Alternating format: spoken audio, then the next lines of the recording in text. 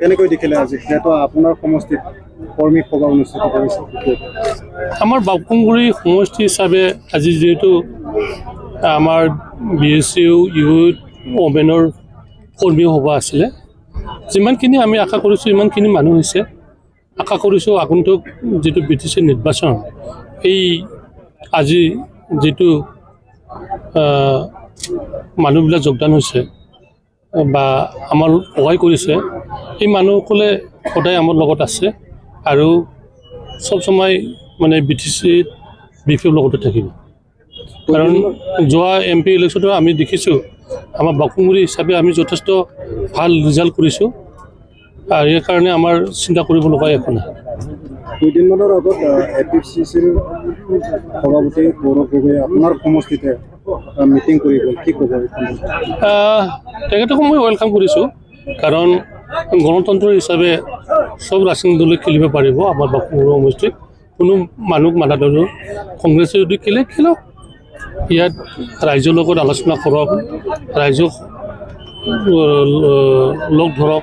মই এটাই বেয়া পাইছোঁ, সেইদিনা কোনোবা সুনীল নাৰ্জাৰী না কিবা ল'ৰা আছে, তেখেতে এটা কথা ক'লে UPPL সেইদিনা খাকীগোলাত মিটিং হৈছিলে, কিন্তু আমাৰ BPF কোনো জেগাত কোনো গাঁৱতো মিটিং হোৱা নাছিলে। এই কথাবোৰ এইটো কৈছে।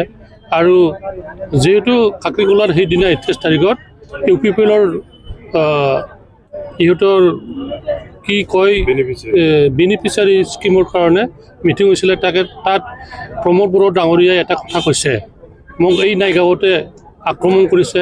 কিয় আক্ৰমণ কৰা হ'ল এই কথাটো নক'ল, কাৰণ সেইদিনা 9 তাৰিখ আছিলে, 10 তাৰিখত আমাৰ নিৰ্বাচন, 8 তাৰিখত আমাৰ মডেল কণ্ডাক্টৰ হিচাপে আমি কেম্পিং কৰিব নোৱাৰোঁ।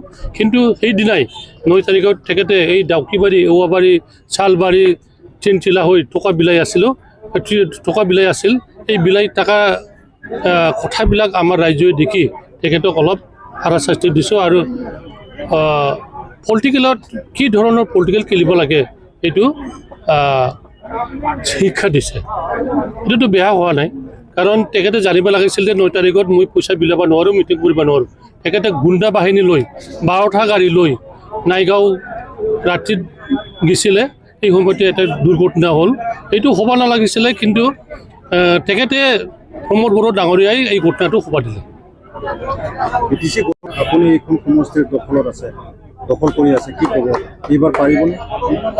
2025 ছেপ্টেম্বৰত যিটো BTC নিৰ্বাচন হ'ব লগা, ইয়াতো আমাৰ চিন্তা কৰিব একো নাই, কাৰণ BPF ইয়াত জিকাই যাবই। লাষ্ট MP ইলেকশ্যনত আমাৰ 4,400 কিমানবা ডিফাৰেঞ্চ আছিলে, এবাৰ আমি ইয়াতকৈ বেছি ডিফাৰেঞ্চ কৰাৰ কাৰণে চিন্তা কৰিছোঁ। আমি আগত 19,000 ভোট পাইছিলে, এবাৰ আমি 21,000 ক্ৰছ কৰি লওঁ। ইয়াৰ কাৰণে বাবকুংগুৰি সমষ্টিত কোনো চিন্তা কৰিব নালাগে। আমি ৱেলকাম কৰিছোঁ বিভিন্ন ৰাজনৈতিক দলে যেন ইয়াত পাৰ্টিচিপেট কৰে, কোনেও যেন, কাৰণ ৰাজনীতি কৰিলেতো ভোট কিনিব লাগিব, ইয়াত মানা কৰা কোনো কথাই নাই। সেইকাৰণে সকলোকে ৱেলকাম কৰিছোঁ, যিজন পাৰ্টীয়ে ইয়াত আহক আমি ৱেলকাম কৰিছোঁ। আৰু ফ্ৰেণ্ডলি যেন দাদাভাই হিচাপে ৰাজনীতি খেলোঁ, সেইটো মই আহ্বান কৰিছোঁ।